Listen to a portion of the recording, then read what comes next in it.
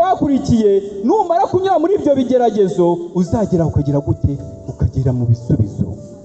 Muhumure rwose, Imana iracyakora. Reka kumva yuko byarangiye. Ndetse na bira wayisabye watangiye kuvuga ngo urayibohoye. Imana ntabwo ibohorwa. Oya, Imana yacu ni nyembaraga, Imana yacu ni nyembabazi, Imana yacu irashoboye, Imana yacu iradukunda. Ndetse Imana nayo ikagenda muri wowe. Iyo Imana igendera muri wowe ntabwo ukora ibyo kamere irarikira. Mu Bagalatiya barabivuga. Haleluya. Iyo ugendana n'Imana ukora imbuto z'umwuka, ukazibiba urukundo n'ibindi byose bitandukanye. Haleluya. Yesu nashimwe cyane. Tuti mugenzi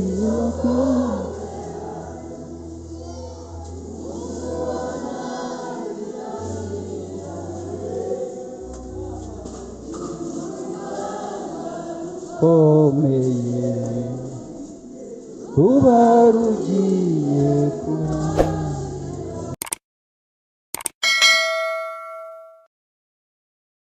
Haleluya.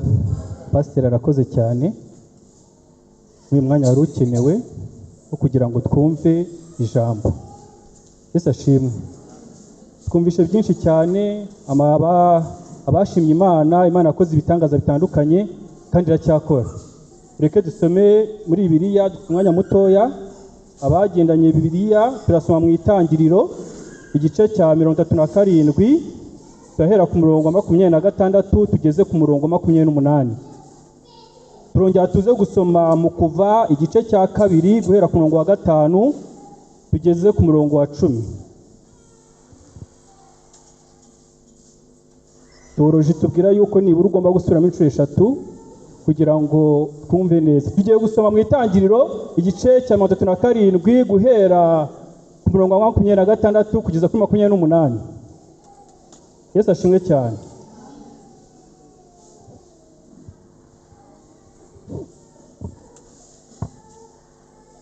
Ndizera ko mwahageze. 26 turavuga ngo Yuda abwira bene se ati, kwica mwene data no guhisha amaraso ye byatumarira iki? 27 haravuga ngo nimuze tumugure na bariya Abashimayeli, amaboko yacu ye kumubaraho kuko ari we mwene data, tukaba akara kamwe. Bene se baramwumvira. Hahita Abamidiyani batunga bakurura Yosefu, bamukura muri urwo rwobo, bamugura n'Abamishimayeli ibice by'ifeza 20, bajyana Yosefu muri Egiputa. Kuva igice cya 2 guhera ku murongo wa 5 avuga ngo umukobwa wa Farawo amanurwa no kwiyuhagira mu ruzi. Abajabe bagendagendaga ku nkombe y'uruzi, abona kakato mu rufunzo, atuma umuja we kukazana. 6 agapfunduye abonamo uwo umwana ararira, aramubabarira ati, uyu ni umwana w'Abaheburayo. Mushiki we abaza umukobwa wa Farawo ati, sinajya se kukuzanira umurera wo mu Baheburayo kazi ngo amukurerere? Umukobwa wa Farawo aramusubiza ati, nuko genda umunzanire. Umukobwa aragenda ahamagara nyina uwo mwana. Umukobwa wa Farawo aramubwira ati, jyana uyu mwana umunderere, nzaguhemba. Uwo mugore ajyana uwo mwana aramurera. Umwana arakura, amushyira umukobwa wa Farawo, ahinduka umwana we, amwita Mose, nuko yamukuye mu mazi. Mwami Imana, turagushimye kuri Imana ishobora byose. Umugambi wawe ni mwiza ku buzima bwacu. Twamaze gusobanukirwa gukurikira nta gihombo kirimo, kandi twamaze kumenya yuko uri Imana ihindura ibihe, uri Imana itwimana mu bihe bikomeye, ndetse uri Imana utwumva mu gihe duhuye n'akaga gakomeye. Uri Imana twabanye nawe kandi ukomeje kutwigaragariza. Twaje hano kugira ngo twumve icyo utubwira. Twaje twese kugira ngo wongere uduhumurize, twongere twumve ineza yawe, ndetse twumve ineza yawe ku mitima yacu. Reka ubwoko bwawe bwageze aha ngaha bwakire ineza yawe, bwakire urukundo rwawe, ruhumurizwe nawe, ndetse bumve baguwe neza. Urakoze kushobora byose mu izina rya Yesu Kristo, amen. Yesu ashimwe cyane. Ngira ngo turaziranye, amazina ni Benjamin Gatabazi, umuvugabutumwa, ndi umukozi w'Imana hano muri PEFA, kandi mbikoze mbikunze kubera ko nzi ingororano yabyo. Yesu ashimwe. Muri iyi minsi abantu bamaze gucika intege mu gukorera Imana, ndetse abakristo bamwe bamaze kumva yuko icyiza ari uko babohoka bakavuga ngo Mana turakubohoye, ibyo wavuze rwose byaratinze, ndetse nta nubwo tukibisha, bakumva yuko ibyo byo byose Imana yavuze idashoboye gukora. Yesu nashimwe. Imana yambwiye ngo mbabwire ngo gutabarwa n'Imana habura gatoya. Yesu ashimwe. Hari abantu baza kubyumva kubera ko n'ubuhanuzi bwabo, ariko nuza kubyumva ukumva biri umwanya wawe rwose utere haleluya. Gutabarwa n'Imana habura gatoya ni interuro igizwe n'amagambo abiri y'ingenzi. Harimo gutabarwa n'Imana hakazamo na gatoya. Umuntu atabarwa byagenzwe gute? Ni igihe yabuze amahitamo, ndetse abona yuko ubuzima bwe buri mu kaga, abona yuko nta yindi nzira, ariko bw'amahirwe akabona ubutabazi. Reka mabwize ukuri, nta muntu udakeneye ubutabazi uko turi hano. Twese uko turi hano turi imbere y'Imana dukenewe gutabarwa n'Imana. Haleluya. Dukeneye kumva yuko Imana iri mu ruhande rwacu. Nta muntu utakishimira yuko yumva Imana iri mu ruhande rwe. Ukumva Imana irakubwira ati mwana wanjye ndakwemera kandi nzabana nawe. Ibyo ngibyo biguha izindi mbaraga, ukumva rwose ibyo uri muri kumwe n'Imana. Rero iyo hajemo ijambo gatoya biba byabaye ibindi. Ujya kumva ngo uriya muntu yaratabawe, wari kuyatabawe ageze kure, ngo ndetse ngo yaragiye no guseba. Wabyumva rwose ukumva ibyo ari byo byose yarageze mu kaga gakomeye, haburaga gatoya yarageze mu yindi si, ariko ukuboko kw'Imana ari kwiza ku buzima bwacu ukagira gute kukamukurayo, kavuga ati mwana wanjye zamuka n'ubundi acyari kumwe nawe. Uko ndiko gutabarwa habura gatoya. Abantu babumva byarangiye, ariko Imana ntabwo ibijya birangira. Imbere y'Imana nta kintu cyo kikura umutima. Imbere y'Imana, Imana ihora iri kumwe natwe. Haleluya. Hano twasomye, dusoma Bibiliya mu Itangiriro, batubwira umugabo bita Yosefu. Yosefu batubwira ko avuka kwa Yakobo, ngo yari umwana, ngo wari ukunzwe na Yakobo, ngo ndetse ngo akamutetesha, ngo abandi bana bavukanaga ngo babibonaga batari ku bundi kuki amukunda cyane kuturusha. Ariko mu by'ukuri bimubera ibigeragezo. Hari ubuzima ushobora kubonamo nonaha bukaguteza ibigeragezo, abantu bakagira ngo ufite amafaranga kandi nawe bifite, bagatuma bakwanga. Ariko reka nkubwize ukuri, nubwo bakurenganya hari ukuboko kw'Imana gutabara. Hari ukuboko kw'Imana gutabara. Ndabizi buraza kubyumva kubera yuko buri wese nta mudakeye gutabarwa. Wenda uri kureba ukabona imisozi imbere yawe, wareba ukabona nta nzira ihari, ariko reka nkubwize ukuri, tekereza bya bihe bya kera.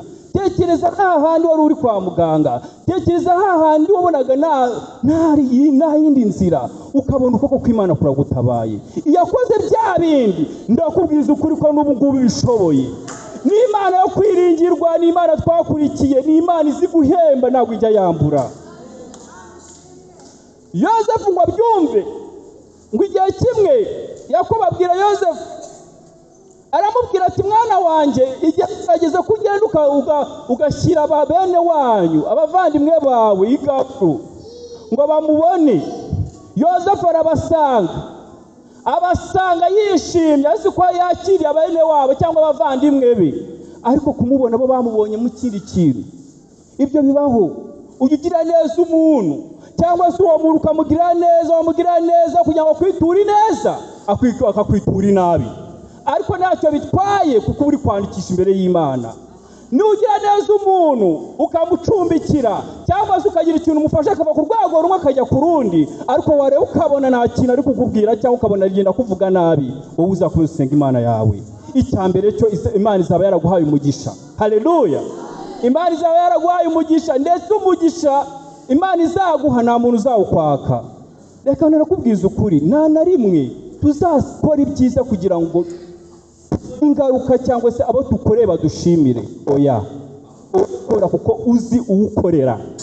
Yesu nashimwe. Niko byagenze. byagenze kuri Yosefu ngo asange bene wabo bamaze kumubona bati tukamwica, n'ubundi afite ibintu byo kwiyemera, tubwira yuko azaba umuyobozi wacu, ni karosi, ni umuntu utumvikana, ni umuntu wakunda cyane, ariko nituvuga tukoze biriya tukamukura mu nzira, ibyo aribyo byose data azadukunda natwe. Ariko reka mabwize ukuri, ikigeragezo ushobora kukigeramo kugira ngo Imana igutabariremo. Bari bazi ko bari kumuta kure y'inzira, bari bazi ko bari kumukura mu isezerano, ariko yari inzira nziza yo gutabarwa n'Imana, yari inzira nziza yo kubona ukuboko kw'Imana, yari inzira nziza yo kubona icyo Imana yamugeneye. Ngo babyumve, Imana ijya inyuranya amagambo, maze Imana ibajyamo irababwira ati ariko bose barumva, umwe ati tubigenze uku, undi tubigenze uku, undi tubigenze uku, ariko Imana ibanyuranya indimi. Reka Imana inyuranye indimi abanzi bawe, abanzi bawe, umuntu wifuza kukugira nabi, Imana igira ikintu imubwira ibinyuranye ikugire neza. Nta bwoko bw'Imana bukwiriye kuvumwa. Ngo babyumve, bamwe ati tumwice, Yuda ya nta kintu byatumarira, aho umwice reka tugire gute, reka tumushyire muri ura rwobo, nibura amaraso ye ntazatubarwe. Urumva byari bihe bikomeye. Yosefu yaza kumenya icyo Imana yamuteganyirijeho hazaza, yari kuvuga ngo Mana ndakwinginze, aho kugira ngo uzabimwe umwaka utaha, bime nonaha, kugira ngo nibura mbashe gutsinda bene wacu. Ariko arihangana kubw'amahirwe ntiyapfa, baramugurisha muri Egiputa. Iyo niyo nzira tunyuramo kugira ngo tugere ku cyo Imana yadusezeranyije.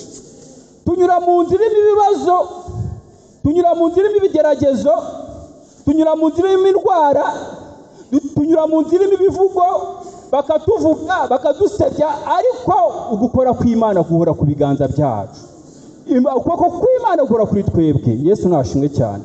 Reka nkubwize ukuri, aha uri kureba ndetse wareba mu isi y'umwuka ukabona, mu isi y'umubiri ukoresha amaso y'umubiri ukabona nta kintu gihari, ariko ntukoresha amaso y'umwuka.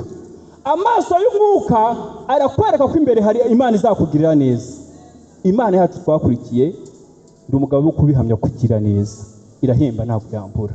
Rero reka kuvuga ngo byararangiye, ngo ndakubohoye. Oya, Imana yagire neza Yosefu agakomeza akaba umwanya. Icyo usabwa ni ukuguma mu mwanya w'Imana, kereka bava mu masezerano ari nta mpamvu, abo bafite urubanza rukomeye cyane. Mwebwe nimwongera mushyiremo izindi imbaraga bene data. Hari umuntu wavuga ngo ariko ubundi kuki nsenga nkabona ibigeragezo bingeraho, nkabona ndi guhura n'ibigeragezo bikomeye cyane, ni njyewe. Ariko reka nkubwire ukuri, nzi neza ko Imana yacu twakurikiye, numara kunyura muri ibyo bigeragezo uzagera ukagira gute, ukagera mu bisubizo. Muhumure rwose, Imana iracyakora. Reka kumva yuko byarangiye, ndetse nabira wayisabye watangiye kuvuga ngo urayibohoye. Imana ntabwo ibohorwa. Oya, Imana yacu ni nyembaraga, Imana yacu ni nyembabazi, Imana yacu irashoboye, Imana yacu iradukunda. Reka nongere kubw'umwanya mutoya ushoboka nanone nanzika nkomeze njye kuri Mose. Mose ngo haza kubaho igihe kibi muri Egiputa. Farawo ategeka yuko abana b'abahungu bose aho kugira ngo babaho bazajye bagenda bagira gute babica, kugira ngo Imana itazasoza icyo ishaka. Farawo aba umugome rwose ku rwego rwo hejuru, biragenda biragorana. Ariko ngo muri icyo gihe ngo haza kuvuka umuntu bitaga Mose. Ngo Mose ngo babyumve nyina amubyaye, abonye ari umuhungu, aravuga ati karabaye, ati umwami yategetse ko abana bose bazicwa, ati noneho nta kundi nabigenza, reka ndebe ko nagira ukuntu namubohera akantu kameze nk'akato, ngende muhishe hehe mu mazi, kugira ngo ndebe yuko yagira gute yazarokoka, kugira ngo turebe yuko ubuzima bwe bwazabaho. Mukubitekereza uko nguko Imana ibana nawe, ndetse arabikora. Amaze kubikora ngo afata umwana amushyira muri ako kato, amaze kugashyira muri ako kato, ngo hanyuma ngo igihe kimwe ngo umukobwa wa Farawo ngo ari kumanuka ngo agiye ku ruzi, ngo hanyuma ngo abona akato, ngo akabone ngo kumbe ngo mushiki wa Mose wari hafi aho ngaho ngo ari gucunga ngo arebe umuntu uzakora kuri Mose, ngo hanyuma ngo uwo mwana abaramubonye ngo ndetse ngo aramubwira ati munzane uriya mwana, ngo uwo mwana ararira ngo agira ngo yarangije ngo agira emotion ngo yumva rwose uwo mwana akwiriye kumutunga, ariko atekereje ko bitemewe ku bana b'abahungu agira ubwoba bwinshi cyane. Hanyuma mushiki wa Mose araza aravuga ati ariko byashoboka yuko umwana ntagushakira umuntu umurera. Umva rero igitangaza, igihe kimwe ushobora kuba ubona ko nta nzira ihari ndetse ukumva yuko wakicira inzira, Imana ikareba ikavuga ngo iyi nzira ushobora kunyuramo yakwangiza, ahubwo ikagushakira inzira nziza yo kunyuramo. Ese muri kubyumva? Iyo nza kuba nkamwe naravuga haleluya, niyo muri kubyumva haleluya. Narivuze ngo hari igihe kimwe dushaka kwicira inzira, Imana yabibona ikabona yuko iyo nzira itatubereye, ikavuga ngo icyiza nuko wategereza kugira ngo mushakire inzira y'ukuri kandi inzira itazakwangiza. Niko bikunda kugenda kenshi na kenshi, tukumva ko twakira vuba, tukumva ko twatabarwa vuba, ariko twibagije ko hari umugambi w'Imana ku buzima bwacu. Rero mureke dutegereze kugirwa neza n'Imana. Umva rero igitangaza cyabayeho, Imana iyo ikoze ibintu ibikora neza kandi byuzuye, kandi ikabikora mu mwanya mwiza abantu bose bagatangara. Ariko ushobora wowe kwishakira inzira kugira ngo wumve yuko ahari wabaho ejo, ariko ukabaho mu gihe gitoya, ariko Imana iri kugushakira ibisubizo birambye. Aho kugira ngo ubone ibisubizo bicagase bikeya by'uyu munsi, wakihangana ukabona ibisubizo birambye by'umwaka utaha. Haleluya, haleluya. Hanyuma ngo byumve bamwe ati njye nagushakira umuntu, kandi uwo muntu yamukurerera akamukurera neza. Bongera bafata umwana bamusubiza bamuhuza na mama we. Haleluya. Igitangaza cy'Imana ni imbaraga z'Imana kugira ngo sinzi ko mwabyumva neza. Urumva kugira ngo umwana bamuhuze na mama we bwa kabiri, nyamara yari yarabuze ukuntu amurokora kugira ngo abeho, ariko imbabazi z'Imana zigira gute zimubaho. Hanyuma Mose yongera arirwa na mama we. Haleluya. Yesu nashimwe cyane. Nta muntu n'umwe udakeneye gutabarwa n'Imana, ndetse nta muntu n'umwe muri iyi si udafite ibibazo. Barakubeshya, nta muntu utagira ibibazo, ahubwo ibibazo biratandukanye. Ibibazo biratandukanye, kandi ibibazo umuntu agira nuvuga ngo biterwa n'icyiciro. Buri wese afite ibibazo bye, ahubwo ibyo bibazo tugira tubyitwaramo gute? Ntabwo bikwiriye gutuma tujya kure y'Imana. Ibibazo bikwiriye kudusaba kugira ngo twegere imbere y'Imana. Nyamara abantu benshi bahuye n'ibibazo, aho kugira ngo begere Imana, ahubwo bahunga Imana. Ntabwo ariko byakwiriye kugenda ku bantu twamenye Imana, kuko no muri ubu buzima bwa buri munsi Imana ntabwo yigeze tugizezanya ko tutazahura n'ibibazo, ahubwo ahuye dusezeranyije ko tuzabana nayo mu bibazo. Haleluya. Ndetse nta n'umuntu n'umwe utagize gute udashaka guhumurizwa n'Imana. Reka mbifurize guhumurizwa n'Imana. Hari abantu badukurikiye kuri internet bahumurizwe n'Imana, hari abantu badukurikiye mu materaniro bahumurizwe n'Imana. Imana yacu iracyakora. Imana nigira ikintu ikora kugira ngo guhumurize umutima. Haleluya, haleluya. Twongere duhumurizwa n'Imana, twongere tugire umutima ukomeye, twongere dusenge bundi bushya. Yesu nashimwe cyane. Yesu nashimwe. Ntabwo gutabarwa n'Imana, Imana ishobora kuvuga ngo kuko ngo wenda igenda nkunda Imana cyane. Ntabwo Imana igendera ngo umuntu runaka, umuntu aturuka ngaha, umuntu yize ibi ngibi, uyu muntu oya, agahinda kari ko kose, umubabaro wari wose, Imana irabishoboye, irahuza. Haleluya, haleluya. Ubuzima nta buzima Imana itahindura, nta ndwara Imana itakiza. Ndetse abana b'abaganga cyangwa se abantu b'abaganga bo iyo bagerageje kuvura barakubwira ngo twebwe twarakuvuye ariko hasigaye naho Imana rwose nako batagize. ariko ukuboko kw'Imana yo kwakugezeho za ndwara zose zikomeye bya bintu uvuga ko bigukomereye, ibyo ngibyo Imana irabishoboye. Indwara irazivura, ibibazo ibikuraho, ibyananiranye ikabishyira mu mwanya wabyo. Haleluya, Yesu ashimwe. Mureka twizere Imana, tugume mu mwanya umwe, Imana izatugirira neza. Imana niyo kwiringirwa, Imana nta muntu wayikoreye ngo agire gute. Haleluya, Yesu ashimwe. Reka turebe ingingo 3 twatabarirwamo. Ese ni iki twakora kugira ngo utabarwe? Ni iki twakora kugira ngo Imana yongere tugirire neza? Ese iyo duhe n'ibibazo ni ngombwa kujya kwibwira abantu? Oya. Kenshi na kenshi n'igihe ufata ibibazo byawe ukabibwira umuntu ukagira ngo muri kumwe nawe mu kibazo, ahubwo akakwishima hejuru, wari uzi ko ari inshuti yawe. Ariko nkunda Yesu. Yesu iyo mubwiye ikibazo cyawe, iyo Yesu umwegereye ukamunihira, aramanuka avuga ati mwana wanjye ndi kumwe nawe. Haleluya, Yesu nashimwe. Icyambere ni ugusenga. Abaririmbyi babirimbya neza ngo dufite Imana itabara bayo, ngo iyo dusenze kiragutira twumva. Haleluya. Icyambere ni ugusenga. Ariko biratangaje, twafashe imyanya myinshi turavuga ngo icyambere ni akazi. Yego ni akazi, ariko se gusenga byo bigenera umwanya. Ese mu kwezi wirizamo kanga ugasenga ukegera Imana? Ni ikibazo gikomeye cyane. Mureke twongere dusubire ku gicaniro, twongere dusenge, twongere dusabe Imana imbabazi, twongere dusabe Imana imbaraga. Aho ngaho no twongere tugasubizwamo imbaraga mu bigeragezo. Aho no twongere tugakomera. Aho no twongere tukagira amavuta yandi bundi bushya.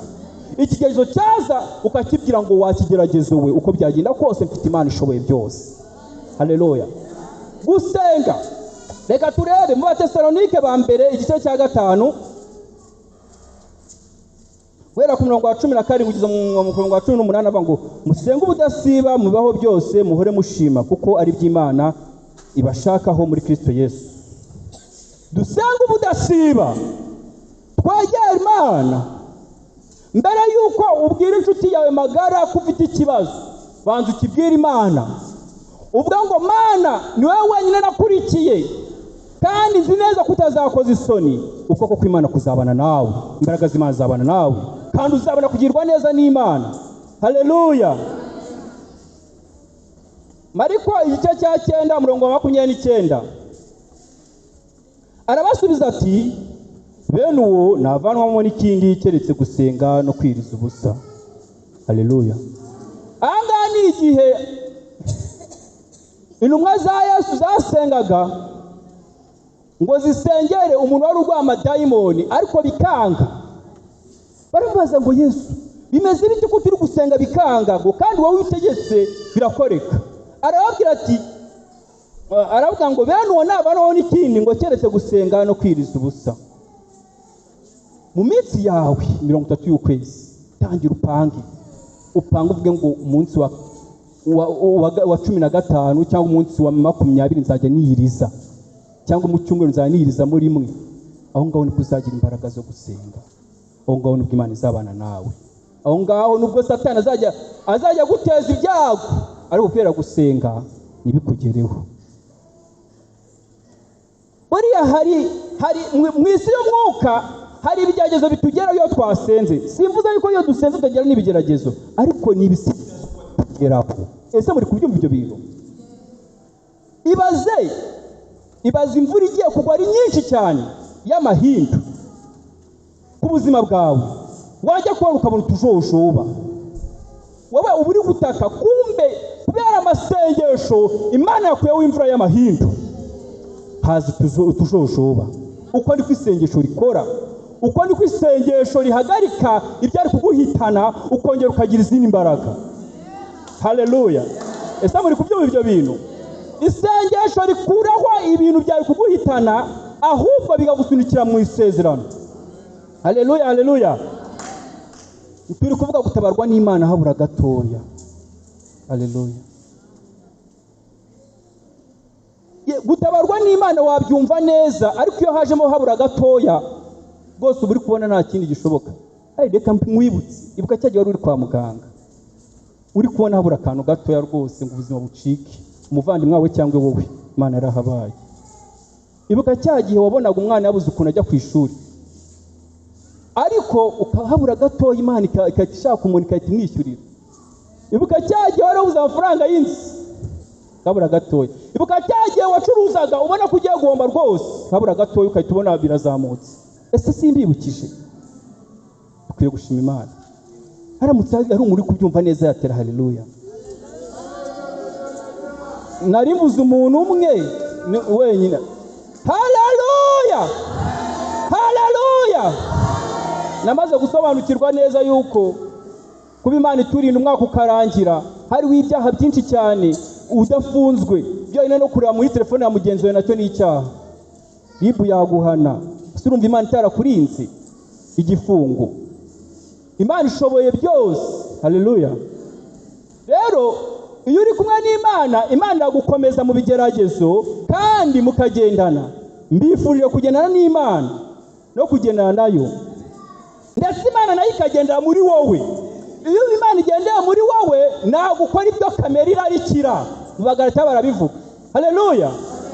Iyo ugendana n'Imana ukora imbuto z'umwuka, ukazibiba urukundo n'ibindi byose bitandukanye.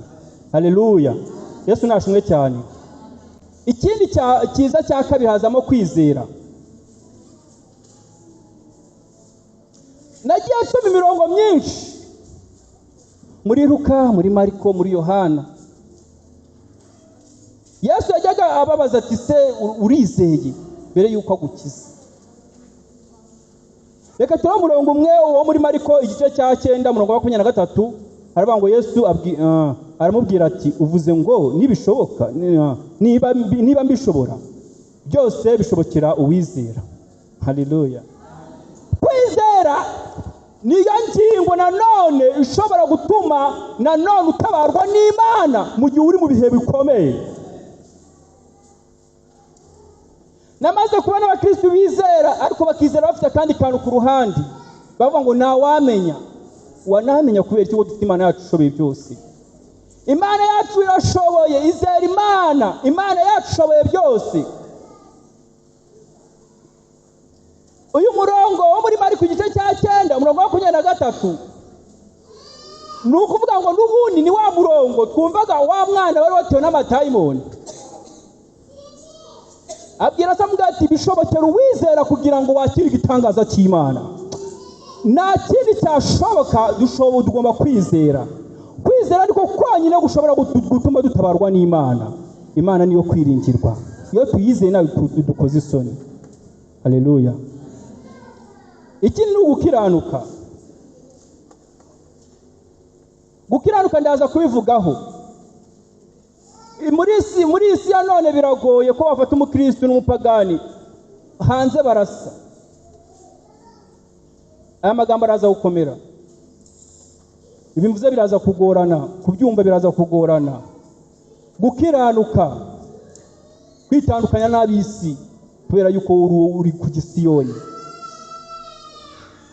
Ukwiriye kugaragaza itandukaniro hagati y'abisi ndetse n'abagenzi ba Gisiyoni, kubera yuko twebwe twamaze kumenya Kristo, ntabwo dukwiriye gutukisha Kristo.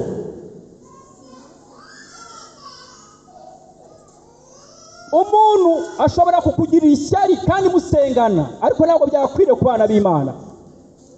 Mu bana b'Imana no honyine akwiriye kuba urukundo. Mu bana b'Imana no honyine akwiriye gusabana. Mu bana b'Imana akwiriye kuba ibisubizo by'ibyiza, imbuto z'umwuka. Ariko byarahindutse. Ubona umuntu ukamubwira ati ngira inama bigenze gute, ukagira ngo ari kukugira inama ahubwo ari kukuroha kandi uzi ko murasengana. Uguriza umuntu cyangwa se ukamubwira ati mfasha, wamufasha aho kugira ngo agukiranukeho ahubwo akakugwisha. Ariko muhumure, dufite ingororano. Kwa Yesu dufite ingororano. Kwa Yesu dufite ubutsinzi. Kwa Yesu dufite ubutwari. Haleluya. Na rimwe ibihe bikwiriye kuduherana ngo twumve ko bitazashoboka. Na rimwe twakumva ko byarangiye ku buzima bwacu, ahubwo umunsi wa none Imana yambwiye ngo wongere wumve yuko Imana iri kumwe nawe kandi ishobora kugufasha. Aha uri kureba ibihe ukabona biguteye ubwoba, ariko Imana yacu ntabwo ikangwa n'ibihe, ni Imana itegeka ibihe. Haleluya! Ni Imana nziza, ni Imana ihemba kandi itambura. Niba umuntu ashobora kuguhemba, Imana ntabwo ishobora kukwambura. Imana yacu iyo uyikoreye iraguhemba. Abantu bararambiwe bavuze ngo nzakagendana abantu benshi. Iyo ugiye ukajya kumva ngo hariya ni kwa murokore, kandi murokore ucuruza inzoga asabaho. Bishoboke ko murokore yahoze ari umurokore ariko aza kubivamo abona yuko bidashoboka. Ubwo niko rugendo rumeze, abantu benshi bari gutakara mu nzira, ariko ntabwo ari byiza. Ureke twihangane dufite ingororano, dufite kugirirwa neza n'Imana. Nubwo tubona bigoye ariko ndusubira gukiramo. Umudugudu wo kuri bubi urimo ibyaha, urimo ibibazo bikomeye cyane, nimuze turebe ku musaraba, Kristo azatugirira neza. Twacitse intege, twakoze kwiganyira mu mitima yacu, byashoboka. Rimwe na rimwe twaravuze ngo ariko ibintu bizarangira gute, wareka tukabivamo, utangira kugisha inama umutima wawe kuri wowe, wumva yuko bidashoboka. Ariko yo nanone reka Imana itubabarire tugire neza. Byashoboka yuko wiganyiriye, byashoboka yuko hari utagenze neza, byashoboka yuko ukeneye izindi mbaraga kugira ngo urugendo turugendanemo. Urahaguruka dusenge.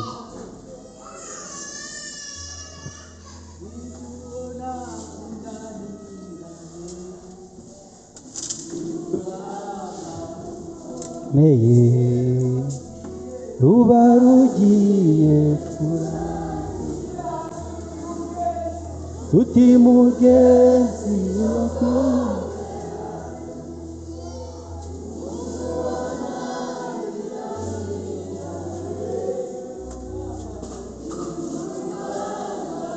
komeye ruba rugiye kurangira, tuti mugenzi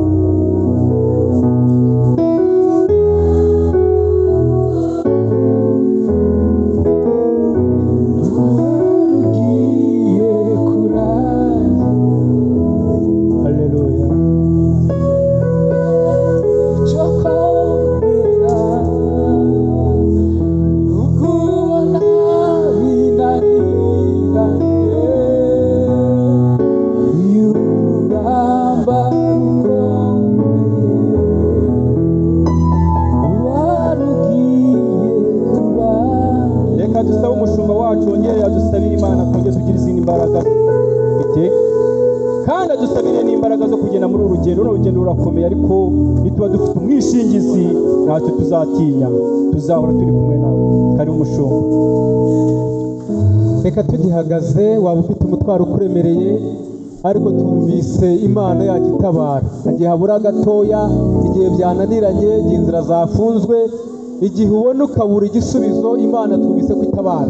Waba ufite umutwaro ukuremereye, waba ufite ikibazo kidafitiye igisubizo, waba ufite ingorane mu rugo, haba ari mu kazi se, haba ari mu rushako se, haba ari mu baturanyi, haba ari mu mirimo ya buri munsi, Imana tumvise ikora habura gatoya.